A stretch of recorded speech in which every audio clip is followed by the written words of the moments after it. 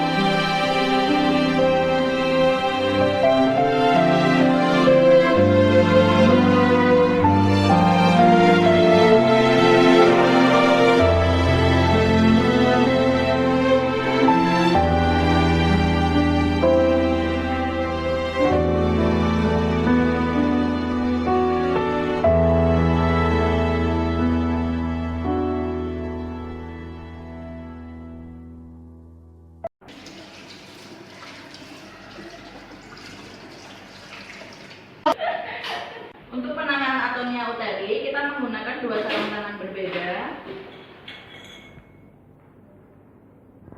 Sarung tangan pendek untuk tangan sebelah kiri.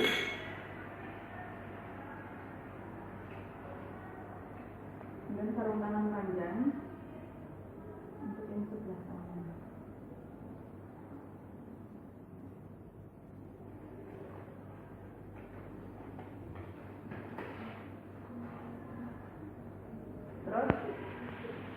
Terus steril. Mohon maaf ya Bu ya.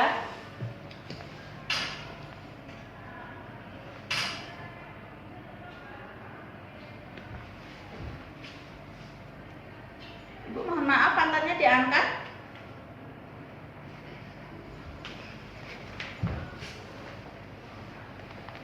Iya, sedikit lagi Bu. Iya. Oke, sudah. Kemudian kita cek kandung kemih. Siapa tahu uterusnya tidak berkontraksi, itu karena kandung kemihnya penuh. Oh, ternyata kandung kemihnya kosong. Berarti memang terjadi atonia uteri. Oke, kemudian setelah itu Oke, kita akan melakukan KBI. Posisikan tangan kita obstetri ya. Seperti ini. Kemudian kita masuk. Kita akan melakukan tindakan KBI. Nah, pertama tindakan KBI, kita posisikan tangan kita dengan posisi obstetri, jadi dia supaya untuk mengurangi rasa sakit pada ibunya. Kemudian kita bilang dulu sama ibunya, Ibu mohon maaf tangan saya akan masuk ya Bu ya. Ibu tarik nafas panjang nggih. Ya, kemudian kita buka labia, kemudian kita masukkan Bismillahirrahmanirrahim ke dalam vagina. Oke. Kemudian setelah menemukan fornix anterior, tangan kita menggenggam. Ini saya akan memposisikan seolah-olah ini adalah uterus ibu, tapi ini di luar ya. Aslinya dia di dalam, nanti jangan salah ya. Kemudian Oke, setelah kita, ini adalah fornix ya, fornix anterior sebelah sini. Nah, kita tekan seperti ini. Kemudian tangan kiri kita ini mencakup seluas mungkin corpus uteri posterior. Nah, kemudian ini kita satukan seolah-olah bersatu, seolah-olah dia menyatu. Kita cari seluas mungkin, kemudian, nah seperti ini. Oke, sekarang saya coba di dalam ya.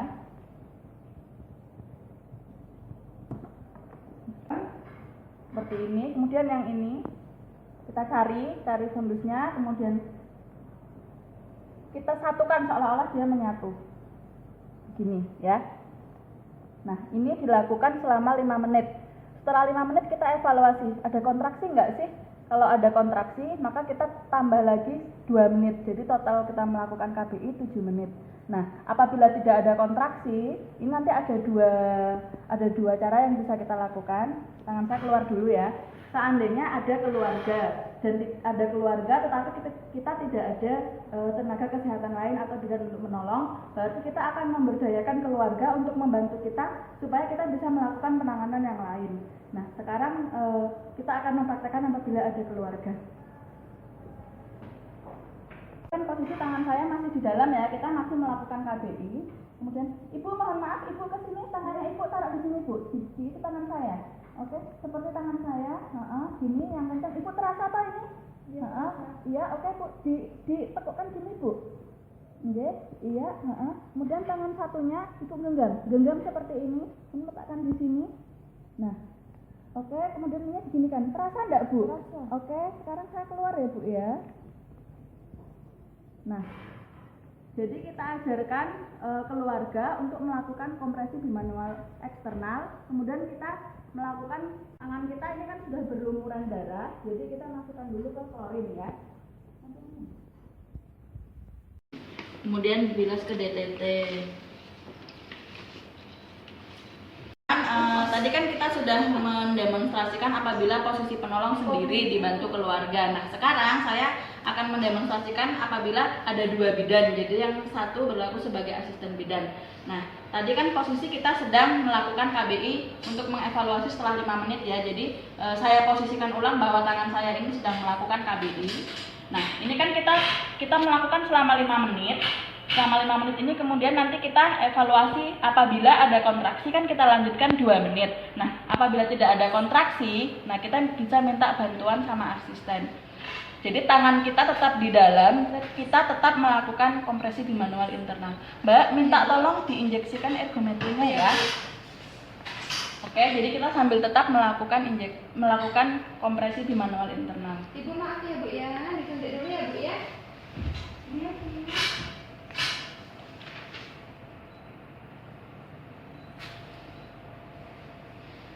Oke, kemudian Mbak infusnya ya Mbak ya. RR, jangan lupa oksitosinnya. Iya Bu.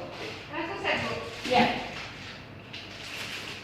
Maaf ya Bu ya, dipasang infus dulu ya Bu ya. Iya Bu.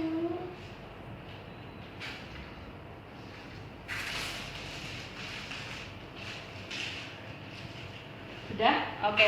Nah, setelah dipasang infus, kita juga tetap melakukan KBI. Kita langsung edukasi ke keluarga bahwa akan dilakukan rujukan.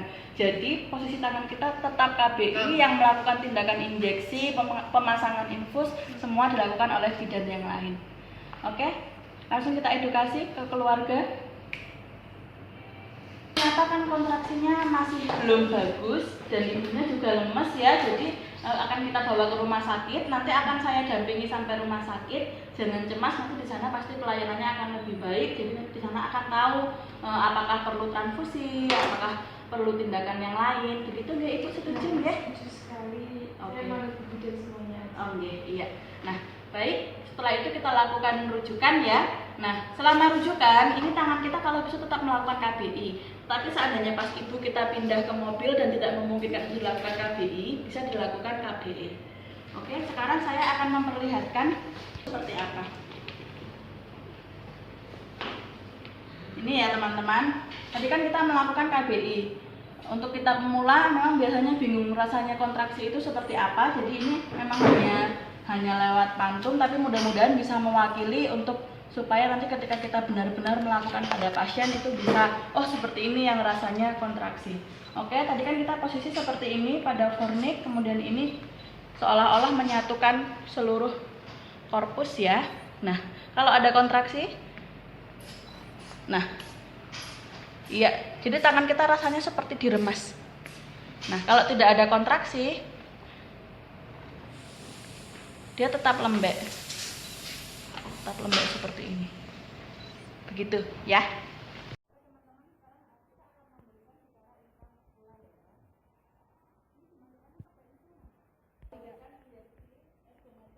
Maaf, saya berikan suntikan obat untuk memperbaiki kontraksinya, nggih. Nanti akan saya suntikkan di paha, nggih, Bu. Iya. Oke, kemudian kita menyuntikkan ergometrin dan pada sepertiga paha atas bagian luar. Ibu mohon maaf ya. Kita akan melakukan pemasangan infus dengan oksitosin 20 international unit. Kemudian jangan lupa kita menggunakan abokat yang berukuran besar, ukuran 18 atau 16 ya. Ini kebetulan kita pakai yang ukuran 18. Kemudian menggunakan transfusi set. Untuk jaga-jaga, siapa tahu nanti ibunya memerlukan rujukan dan memerlukan tindakan transfusi. Ini cairan yang plus oksitosin ini harus habis dalam 10 menit.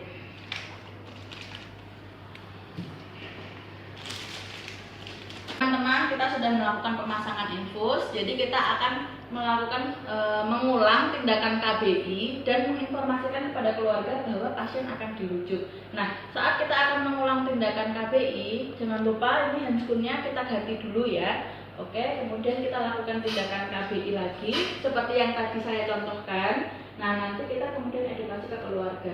Ketika kita sudah melakukan KBI, maka tangan keluarga dilepas ya. Oke, kemudian Ibu, mohon maaf, ini kita harus ke rumah sakit supaya ibunya mendapatkan penanganan yang lebih lanjut. Jadi supaya nanti darahnya kan juga keluar banyak, jadi dia tahu nanti harus bagaimana. Nanti akan saya dampingi. Begitu nggak Ibu nggak? Oke, sudah.